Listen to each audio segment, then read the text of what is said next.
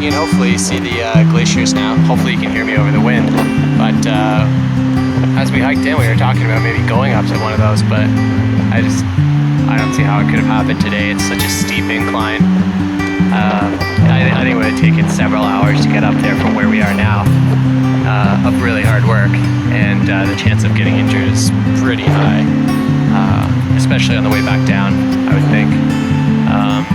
It's still pretty rewarding to be so close. I don't know if I've ever been this close to a glacier before. It's a pretty cool waterfall right there. A couple more over on this side with another glacier up there. There's actually 3 glaciers, and I forget what they're called now. They've all got their own names. This guy on the left, assuming this is the one on the left from where we're standing, it's the largest one. So it's pretty amazing, really. Try to zoom in so you can see it a little better. It's pretty cool. But all this water coming down is directly from the glacier, so that's pretty sick.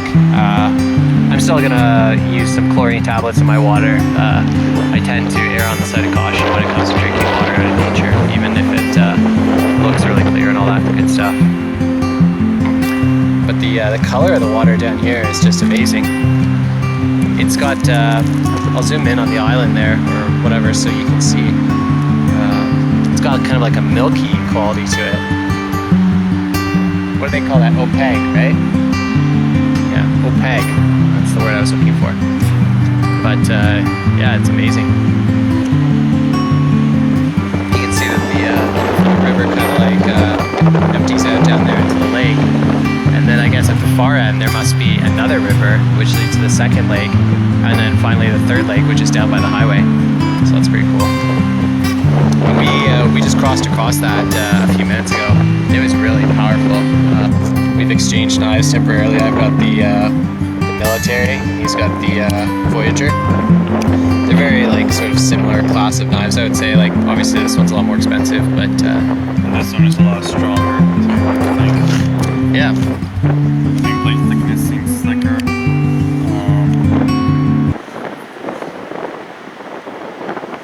Points are similar. The tips. This one's, is this longer? Or they're both 4 inches, aren't they? Okay, let me handle. Well, I think they're pretty close actually from the handle up. Pretty close.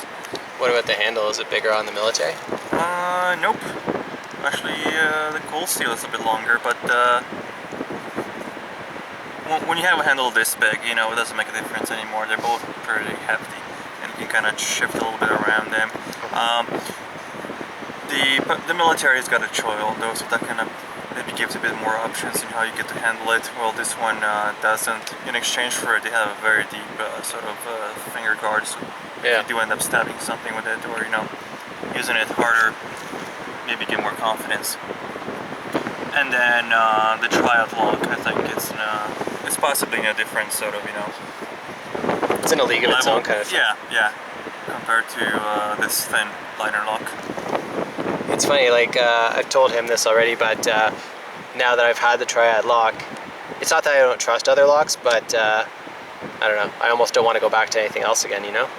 Yeah, well, all you have to do is go online and watch all the destructive tests on, you know, Recon 1, and you'll get a sense for why the lock is pretty well trusted. Yeah, we're going to do a hard use test right now.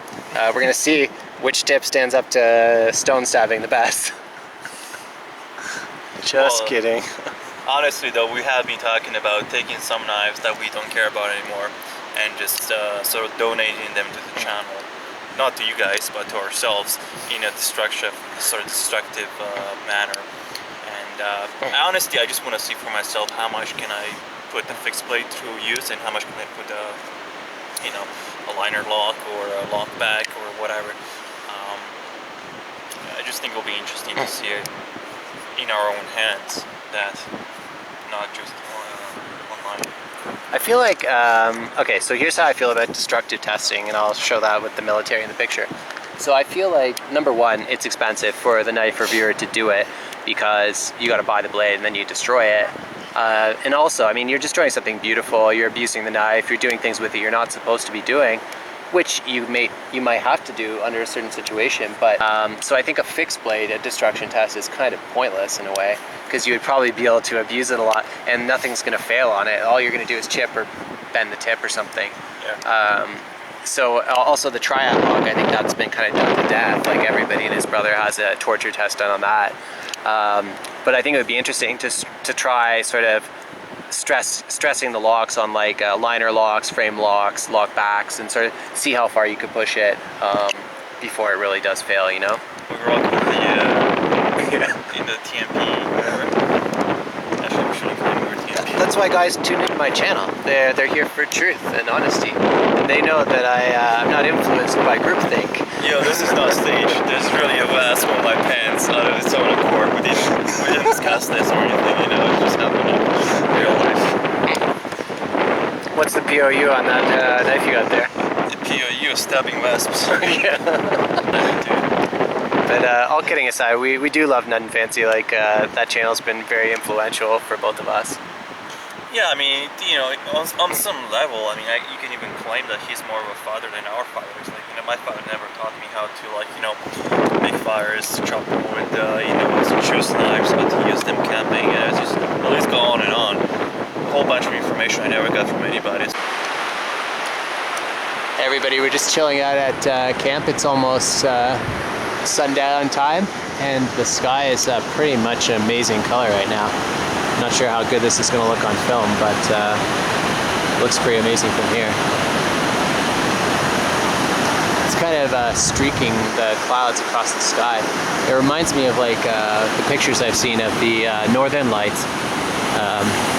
Obviously those are green and like yellow and blue and a whole bunch of crazy colors too. I think purple sometimes. But pink and blue is pretty nice too.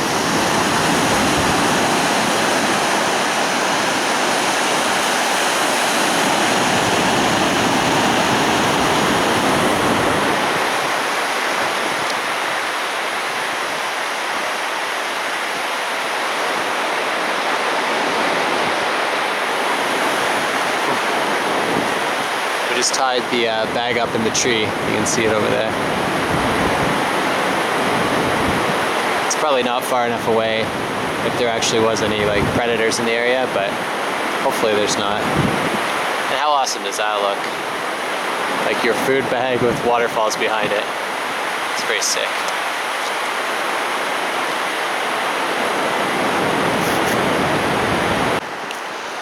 I know, we're horrible people, but we couldn't resist making a fire. It got dark so early here. At like 8 o'clock it was dark already. We weren't ready to go sleep yet, so this is the result. Well, you know, it's a small fire in a small fire pit that was already existing on site. Yeah. And we only collected sort of dead wood from the ground. We did not even cut any trees that were standing up for this, so we just collected what was around. But and also we saw other people with fires, like pretty much everybody has a fire. Even in places where they're not supposed to have fires, they still do it. And generally speaking, we're not the first ones to break the rule. We just kind of go along with what everybody else is doing. It's almost like driving on the highway and everybody's speeding. My point being, yeah, you gotta go with the flow, otherwise you're offensive. Yeah. This gets a bit more realistic. But up here, like we're not even really like that high of elevation, I don't think. But there's just not a lot of trees to choose from. Like we found like a fallen, like a stump sort of here, like with some roots on it. We're gonna have to throw that in later once the fire's really going. Just make sure it doesn't get out of control and burn like everything around it. Yeah, pull those a little bit out. These are just the oh, it's going now. the tiny little one of them.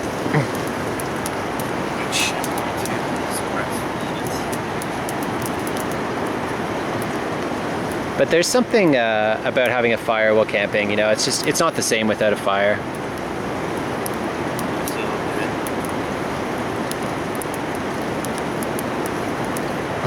The worst was when we were stealth camping in the woods and it just got dark at, same thing, like 8 o'clock or something. But there was no way we could have had a fire there. Mostly because, well, the nature of the stealth camping itself, but also because everything was pretty damp and wet. and we were pretty close to the water flow as well, so that didn't help too much. Hey, do you have the rebar with you? Rebar, Leatherman rebar, yes I did. You want to show it? The yeah, like neither of us brought like a dedicated folding saw, but So Leatherman rebar, the new plier head, which is right now is better than the Wave and the Charge because of the replaceable wire cutters.